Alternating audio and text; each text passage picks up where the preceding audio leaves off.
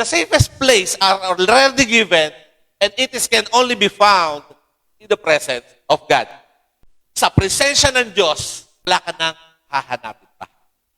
Ang kwento po ni Jonah, inutusan ni Lord. Inutusan, ngunit nag-shift. Minsan tayo may pinagagawa ang Panginoon, anak, dito ka dapat, manatili ka sa presensya ko. Ngunit tayo may sarili pasya. Pero sa totoo lamang po, hindi iyon ang tinuturo ng Bible na dapat maging response ng mga anak niya.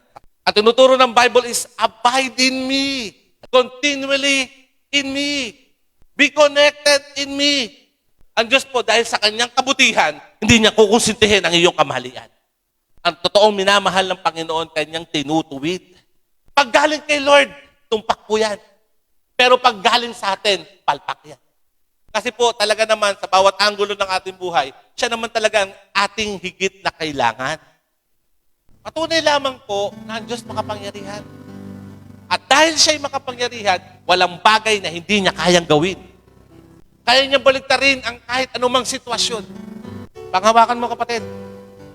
Walang bagay na hindi niya kayang gawin. Ang Diyos po magsusupply sa iyo, papatunay. Kailangan mo lang paninindigan. Sabihin mo, maninindigan ako.